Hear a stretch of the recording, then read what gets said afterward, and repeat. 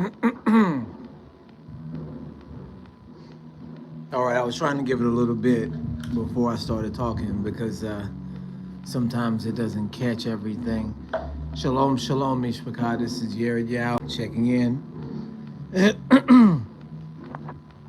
I wanted to get on here and talk about something that was requested of me. So I'm going to go ahead and get right into it. It's called Containment Theory. And it's actually not called Containment Theory. I did a little bit of additional research last night on this concept, and there was only one video that called it Containment Theory, and it was something that the himself came up with. So it's really not called Containment Theory, but we're going to call it Containment Theory because that's a great name for it. And that's what the other guy called it. So I think that support what he said or what he calls it, right? And it's a wild idea. And I'll just go over some of the stuff that we talked about yesterday or the day before yesterday or the other day. So all this came up from Should We Watch Movies video as Israelites. Shalom, shalom, shalom, Mishpachah. I see one person has come in. So all of this stems from the conversation that we had the other day about whether or not to watch movies as Hebrews, whether or not to watch movies as believing Israelites. And the conclusion that we came to was no. And it was really no but, right? So the but is that we recognize that in these movies, shalom, shalom, how you doing, brother? So we were talking about the other day that should we watch movies as Israelites? And the answer that we came up with was no. No but. And then the but part was, or unless, I guess you could say unless. So unless the movie is going to be educational in some form or fashion. And I don't mean the regular, average, everyday educational. I mean, like, as far as the state of the world is concerned. And so we gave a couple examples. And then we know that in the modern media era, we've found that there are embedded clues to what's going to happen in the future, encoded within movies and television shows. We talked about the Trump assassination attempt that was forecasted in a Western, 60 years ago in 1958, that you have a character named Trump in this Western who actually uses the phrase build that wall in the show, who is shot in the show, shot and killed in the show, actually, which is a foreshadowing of the events that we've come to see this year. So that's just a wild thing that is a reality that you have to face in your daily waking, walking life. You have to face the reality that the Trump assassination attempt was forecasted 60 years ago, right? That is a real thing that happened. It wasn't a coincidence. It wasn't some, like accidental reference. It was a clear foreshadowing of an event that was planned when the person that was in the event was only like 12 years old, was only like 10 years old. Do you see what I'm saying? So in movies, in media, in TV, the controllers of this world, the people that control this world, are embedding pieces of their plots into the show, right? Into the TV. Yeah, it's crazy. It's for sure crazy. Bro, if you haven't seen my Trump assassination video, it's on this channel. It's only like 5 minutes. Check it out, because there's a couple references to the assassination in the media that are all pointing that same direction. But I say that to say this. This means that in all movies and, all TV, for the most part, all TV, but definitely all movies, there are codes embedded that that will be satanically inspired, right? Because we know it's the satanic cult that runs Hollywood, the Ashkenazim, and they embed their doctrine into the movies. So we asked, well, should we even watch the movies, right?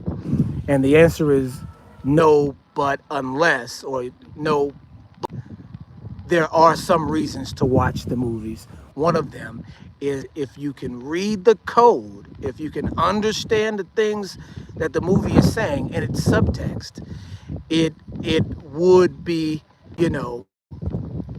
worthy of the research to go ahead and take the time to watch the movie. So we talked about a couple of movies that we watched. We watched Judas and the Black Messiah, and we broke down the reason why we watched that movie.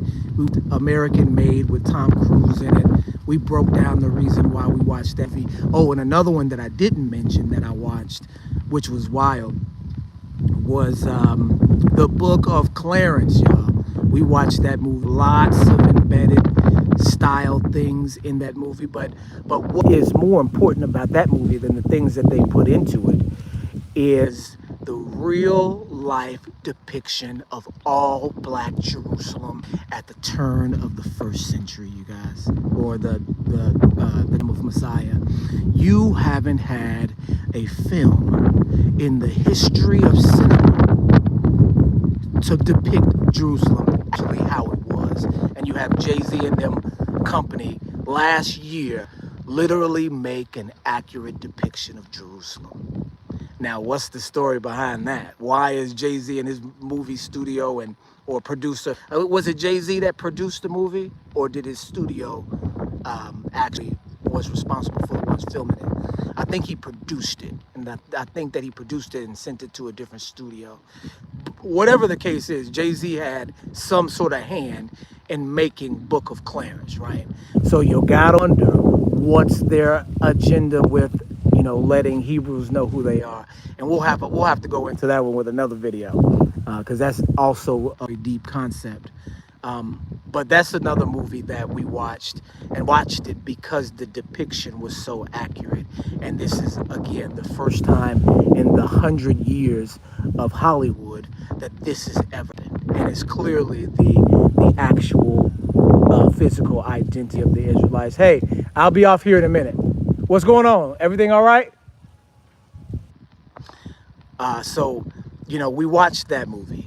But another movie we watched, and this is what this video is actually about. Another movie we watched is the movie, I think it's called The Others or The Watchers. Maybe it was called The Watchers. It was called The Watchers. And it came out this year. It's an M. Night Shyamalan movie. If you're familiar with M. Night Shyamalan, he's the one that did Sixth Sense. And there's a couple other movies that he did. But he's like a horror movie style person. And so we watched this movie because we had been watching something else, right? So, when we consume media, we talked about this the other day, we don't consume it for entertainment purposes really ever. We watch football highlights, to see the athleticism and see all the things that are going on, but we don't watch the season because we, like my brother here is saying, that everything is scripted. Whoever they want to win at the end gonna win, right? So, if you didn't know, you know now with all this Taylor Swift, Patrick Mahomes, all that stuff going on, you'll be able to tell that it's scripted now. If you didn't know before, now you know. It kind of tipped me off back in 2001 when the Patriots won the Super Bowl right after 9/11. I was like, come on, y'all. You see what I'm saying? But I wasn't really fully understanding. I said, okay, well, maybe they did that this year because of all the stuff that was going on. But if you think about it, that's just a crazy thing for the Patriots to win the Super Bowl year after 9/11. You see what I'm saying? And then I think even, what was it, 2 years? And let me not say this part because I can't remember exactly when this one happened, but I know New Orleans won the Super Bowl right after, but maybe a couple years after Katrina. So I also thought there's something up with that too. But football is scripted, so we watch the highlights. We don't watch the season. You see what I'm saying? The movies that we watch, we pick and choose them. We don't watch movies all the time, not once a month. Whenever we see something that is in our line of research, or something that we are already discussing, then we sit down and we watch it, right? And then the other media we consume is like YouTube. We watch funny videos, and then we watch Bible stuff. So that's all we do. All we do is research. We don't do no entertainment for me, really, at all. Do you see what I mean? So I say that to say this. When we get on YouTube, we watch these things. And one of the things that we watched that was real interesting to us was Missing 411. Have you guys? Yeah, gotta be patriotic. That's right. Absolutely. They this is 2002, so I don't know any better. I'm looking at it like there's no way that when every country's patriotic, that it's a coincidence that now, okay, you see what I'm saying? When does the football season start? In September. And so the 9/11 was in September. So they couldn't have, you see what I'm saying? But if you look at it going backwards, you say, wow, the whole thing must have been scripted. But at that time, I thought, okay, maybe they just let Patriots win because it was this year, and this is a special year because of 9/11.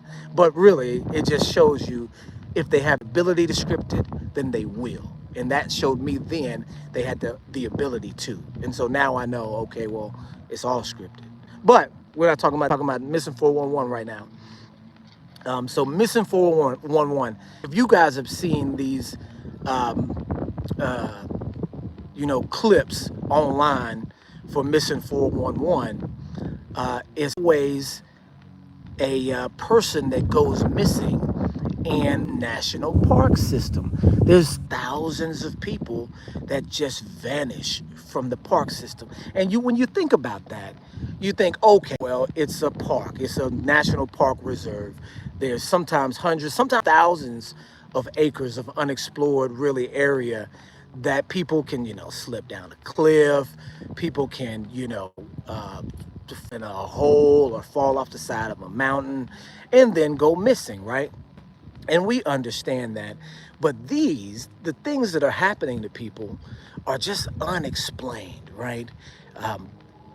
You do take off a certain, amount of missing people for just being in the wilderness. But the way people are going missing, some people are literally being taken out of their shoes, right? Some people are taken within a fraction of a second. A person will walk one way and leave their kid to go check on another kid, then turn around and come back, and the kid will be gone. And not only gone, gone, right? They'll start searching for them, and they'll cordon off areas and just will not be found. Some people have vanished and never returned. Some people have vanished and their bodies have showed up with weird bruises and marks and injuries. Some people have shown back up alive and said that there were weird things that happened to them in the forest. There was one that I watched, right? And these are indicative of the situation, this situation that I'm about to tell you. These are common. So one that I watched involved this two-person team of explorers. And they weren't really explorers. They were just really nature enthusiasts. And they were older women. They were in their 40s or 50s, right? And they took off into the woods. And little did they know, there's this big, huge snowstorm coming. So one of the women said, I'm going to go down this trail because it's an easier trail. The other woman said, I want to do the challenging trail. So they're going to go down this one. And so the trails meet back up at the end. And they said, okay, we'll just meet back up at the end. And the one woman gets there, no problem. But the other woman never shows up, right? And the woman doesn't think anything is wrong until a couple hours go by. She's still not there. So then she goes back and gets the park ranger, and the park ranger says, okay, well, I'm gonna go out and try to find her because there's this freak storm coming in all of a sudden. Next thing you know, a freak storm comes in and is getting ready to dump a bunch of snow on this, right? And so they go out, and this man goes out to try to find the woman. And the man is radioing, the woman is actually yelling, help, help, I'm over here, I'm over here. And the man is going in, okay, going in deeper into the woods trying to find her. Turns out they both end up dying. They both don't make it out before the storm hits, and they're buried in the snow, right? Killed, right? And so 2, 3, 4 months later, after the snow melts, they go in there and they find his body 3 miles up from where the woman is, right? So he walked, it must have been directly past the woman. The other thing is, according to like the coroner's report, the woman would have been caught in the storm and almost killed nearly right away, because it looked like she was almost frozen in place from what the story was saying. So that means the man couldn't have never heard her voice to go in there, right? To go and get her out. Couldn't have never heard the calls. Something or someone was leading the man deeper into the forest in order to trap him in the forest before the storm hits.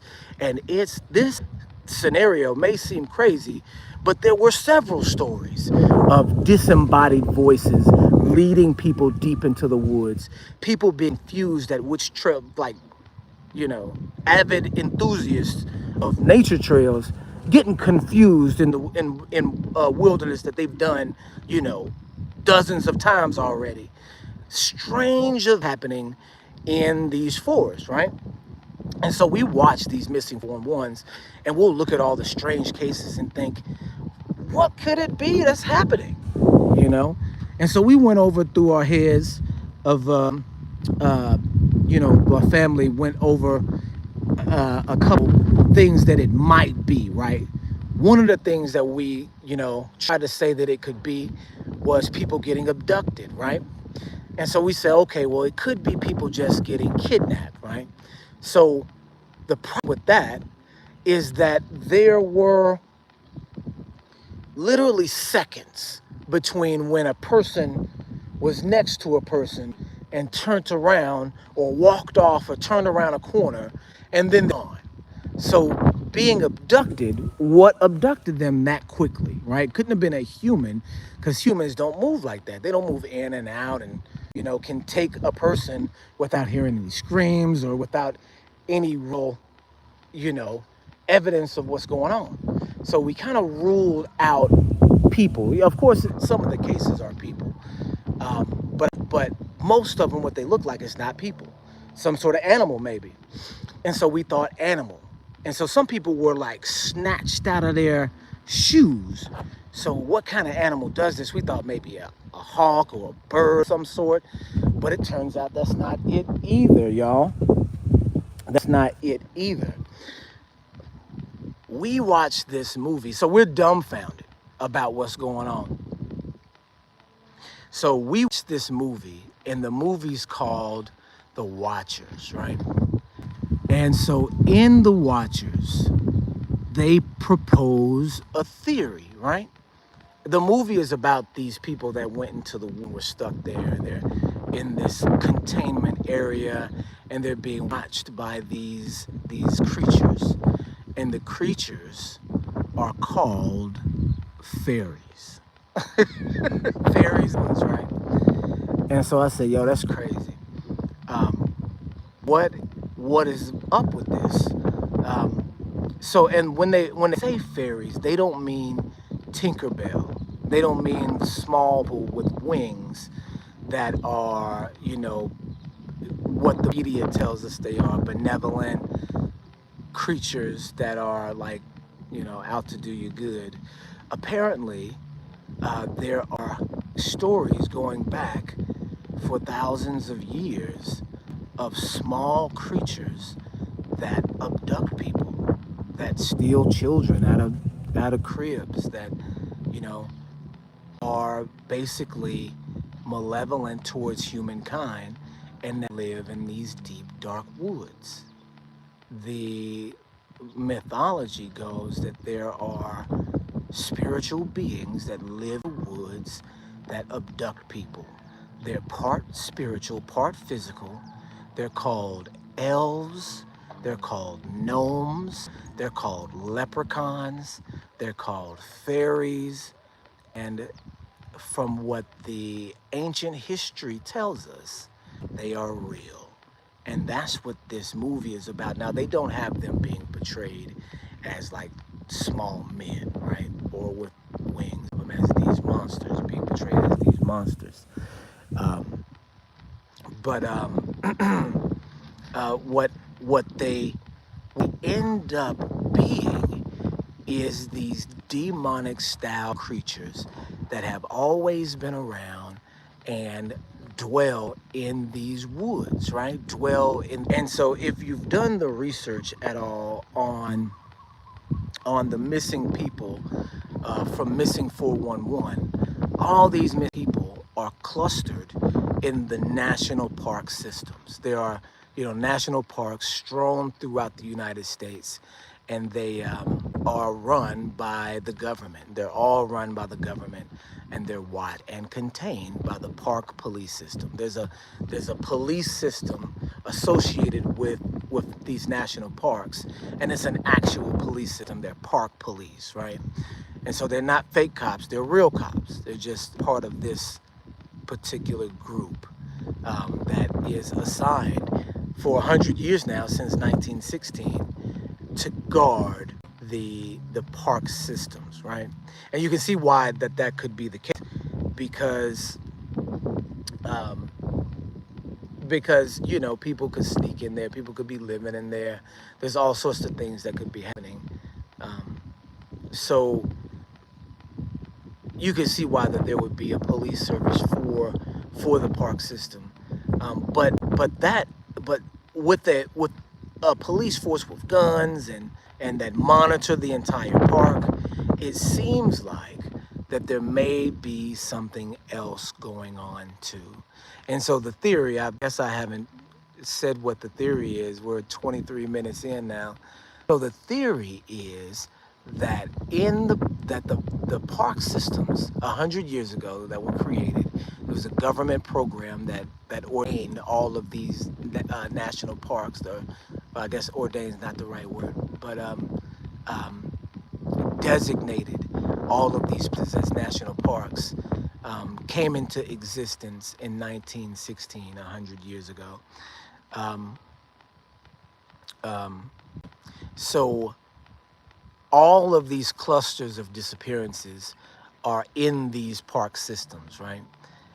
And it is a theory that the park system itself was established because the United States government knew these creatures were in these forests and had to closely monitor and maintain these areas where they knew that these creatures were, in order to really hold and kind of, I guess you would say, mediate the presence of these entities in society, so that you have your own system set up when these strange events occur, to maintain the general understanding of what's going on there, and to help cover up the fact that these things are real, right? So even in the Americas, you have stories from the Indians going back 1,000 years, talking about these entities that like to steal children, children out of cribs and away from mothers and all sorts of things, all sorts of weird stuff. So when we take a look at it, it appears that this is the case, and that's what that movie was really telling us. was that the park systems in America are really set up to contain supernatural entities. And when you go into go into these park systems in America, you're taking a chance because these supernatural entities dwell in these deep dark woods and use all sorts of means to coax people deeper into the woods in order to lead them to their death, right? So these are demons that are haunting these woods and appearing in the flesh sometimes, or appearing as spiritual entities in other times. That's why they can kidnap children in the blink of an eye and take them into places where, you know, other people wouldn't be able to go, maybe even crevices in the earth. They can take them up mountains and into caves. They can do things that we can't do as regular human beings. This is where these abductions, or this is how these abductions are happening. Sometimes they'll find people's clothes like all the way up in a mountain. These be kids, 8, 9 years old. They'll say, how did these kids make it through this rough terrain? It's these entities that are kidnapping them and taking them into different places. And like I said, throughout history, they've been called all sorts of different things. Leprechauns, gnomes, elves, fairies, but they're all the same thing, and they all inhabit the parks in the United States and really all over the world. But the United States has the park system set up so that they can monitor these events as they happen, right? So that they can control the supernatural aspects and then control the information that gets out about them too. Because who would have thought that the government would contain supernatural entities in these big, huge, giant parks like this? Nobody would have just guessed that. The person that set up the park system was Teddy Roosevelt in the early 1900s. And if you know anything about Teddy Roosevelt, he was a survivalist, outdoorsman, hunter style guy, and has direct contact with, you know, not direct contact, secondhand contact of a person talking about one of these experiences with a creature that was a strange creature that came upon him in the Smoky Mountains, right?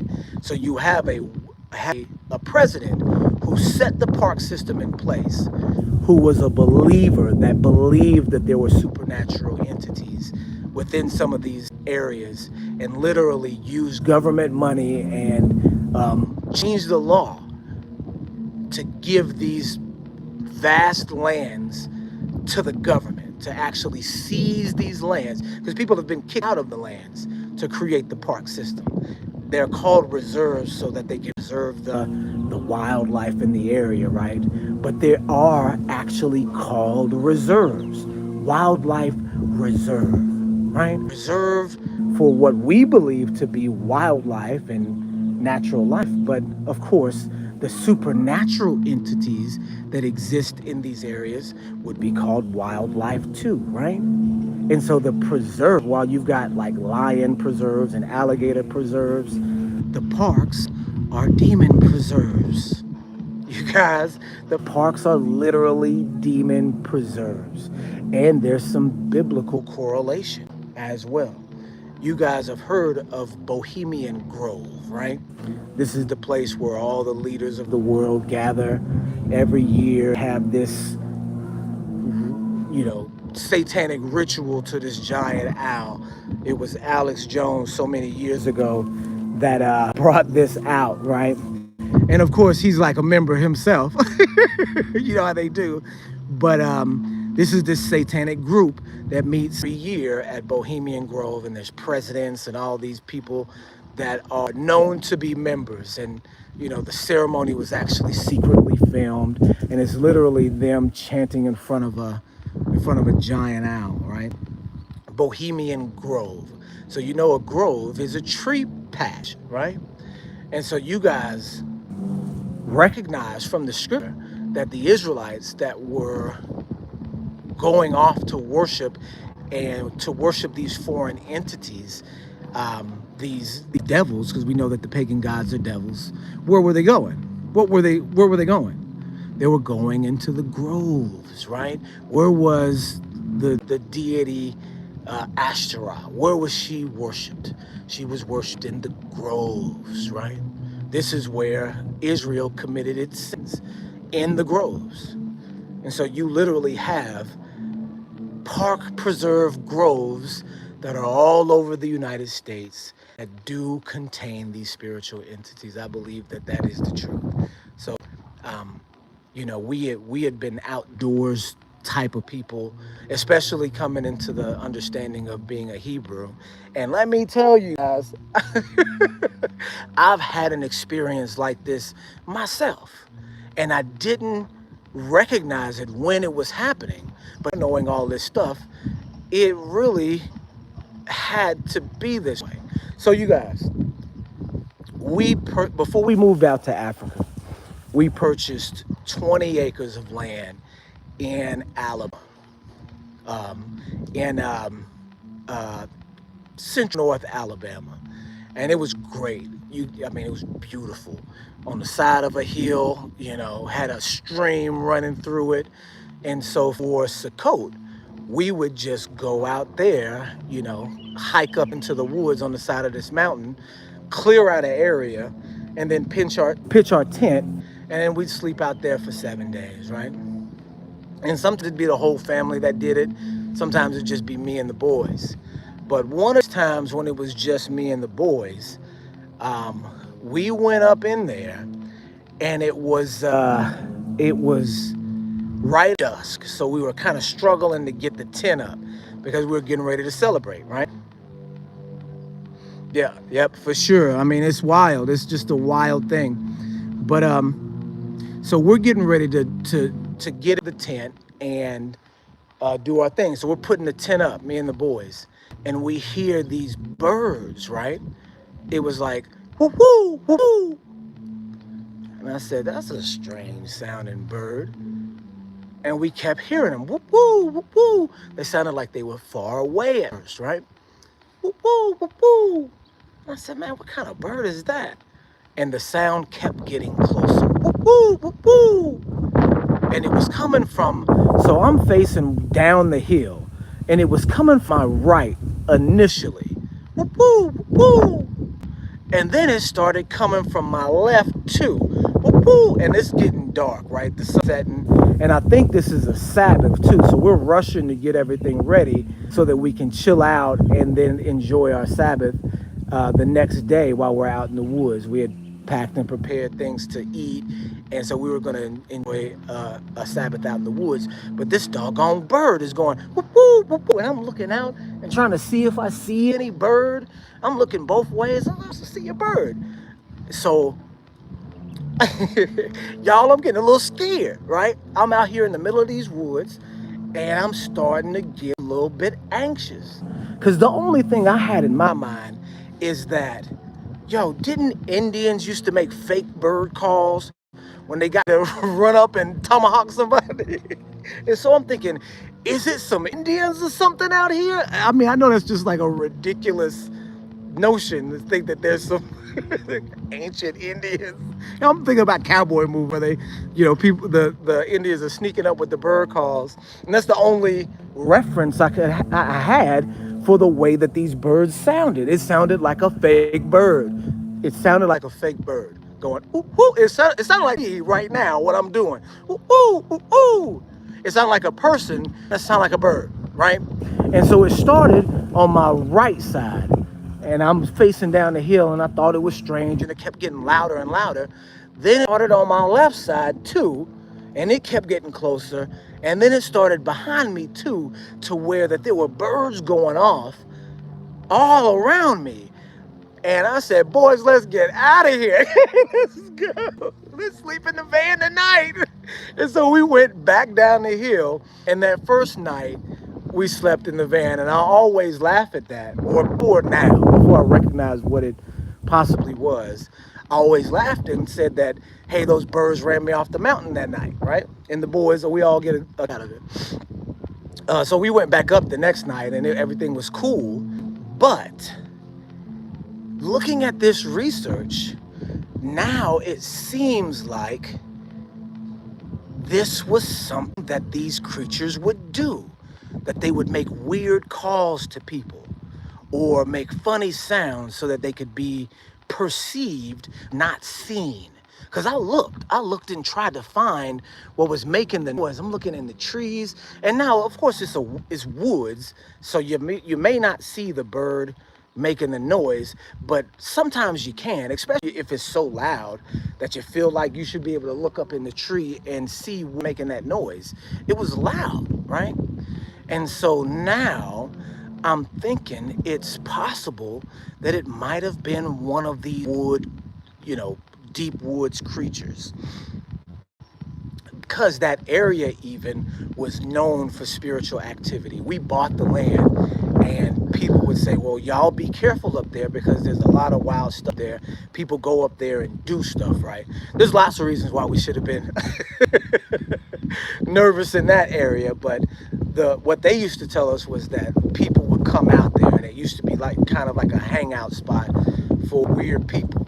So, you know, when you hear of these things, you're like, yeah, okay. You know, rituals and cults and all that stuff always have existed. I'm not afraid of none of that stuff, and I'm still not. Um, but you think people, you think, groups of people at most. You're not thinking of the entities themselves playing tricks on you. And that's what the folklore says. That's what the history says behind it, is that these entities would play tricks on people, would take small things, or make noise at night, or braid, because this is on this is in farm country and woodland country, that these creatures would come and braid the horse's hair, right? That they would braid the horse's hair real tight and, just basically cause mischief, right? Like a little elf. These things are apparently real. And I think I heard one or two in the deep woods on my old property. Do you see what I'm saying? So these nature preserves, and that was a nature preserve. It was actually called Nakalula Falls, right? So right behind it was land, or right in front of it was land that you could not purchase. It was reserved. You could not own that land at all. And what else is weird about that? There was a story about a woman that was actually burned out of being there. I think she was burned, her house was burned down, and she was kicked out of that area. And it's called the Nakalula Witch. That same street that we bought on, 100 years earlier, the townspeople had came up and burnt this woman's house down because she was a witch in the area and she was causing all these weird, things to happen. So lots of spiritual references in the area, and it points me into thinking now with this additional knowledge that, yeah, there could have been some real supernatural activity going on that mountain, and we actually may have experienced some of it in the form of these mischievous, you say mischievous, but really demonic spirits that are out there that are, playing games with people and doing weird things like making crazy bird call sounds, right? And what they were doing to some people, though, this seems harmless and just general, okay, they're making bird sounds, ha ha, right? They're leading some people into the woods before a storm, confusing people in the woods so that they'll get lost. So much activity going on that they're causing people's deaths. And this is why so many people go missing in these national parks every year, and under extreme or weird circumstances, that the government actually has identified these as high spiritual areas and pre-reserved them so that they could be monitored according to government standard, not so that they could tell the public what it actually is and save people's lives, but so that they can monitor what's happening to people in real time. See what I'm saying? Like a zoo, but the reverse. Like you go in, like the zoo, you go into a zoo and you look at all the stuff and the animals are in cage and they can't do nothing. And you're like, wow, okay. This is the opposite of that, where you go in and all the animals are out and are looking at you. And some of those animals are more than, or supernatural animals. Do you see what I'm saying? They're looking at you. And this is what the concept of the movie was, is that these were watchers. And whenever you were in their territory, they were always watching you, right? And so that is containment theory. That is, and for me, it's more than a theory because, it has this ring of trueness to it, especially consider that the ancient Israelites confirmed that these are high spiritual areas in these groves where they were known to themselves, do satanic practices, the Israelites. Yah specifically said that Israel was punished for worshiping Ashtoreth in their groves, right? In the groves. And we know groves are just a thick patch of forest or trees. So one for one biblical example of, entities being worshipped in these deep forests. And now on the other side of 2,000 years, we see that in the modern era, the groves are carefully maintained in America, and also, with that being said, contain, thousands of missing people that would fall under the circumstance or under the that would fall under the category of a supernatural abduction, right? Not like aliens lifting people off the earth and going to another planet or anything, insane like that. Literal supernatural entities grabbing people out of their socks and taking them off into the woods somewhere to do what it is that they want to with them. It's a wild thing, you guys. And, on America that focuses on anti-spiritualism and materialism, can't let that get out that that's the case. But I'm sure also they want to monitor and control that supernatural situation, so it sets up what you see before you in the national park system. So you guys in America, I'd say stay out of those national parks. If you do plan on going to one, be careful, be real careful. Okay, you guys, that's really all I got. I suppose I'll come back on here and talk some more about some other topics. But that one was by request. It definitely is interesting theory. It's one that I believe to be true. And it has that air of trueness to it, just based on the evidence and based on the biblical model for where it exists. And then this movie also outlined it. And so that's the reason why it was a benefit to watch the movie, because it gives that aspect of reality that we didn't have before. Okay, you guys, and that's not saying go out and watch scary movies, because there's a scary movie that's out right now that we're not gonna touch with a 10-foot pole, right? And it's a black movie. It's called Deliverance. And I just read the synopsis for it, and it's like, this is not the one. This is not that we're gonna watch. Because we know about demonic possession. It's not gonna have any significance. It's not gonna have any educational value for us. But what's containment theory, you guys? If y'all don't have peace, my brother. If y'all don't have any questions or any redirects or anything to add, I'm gonna go ahead and close out here. Do you guys have any questions? There's two people on here. I know my brother's on here. Daliyahu is on here. But if you guys don't have any questions, we'll go ahead and end off then. Shalom, shalom, you guys. Peace and blessings.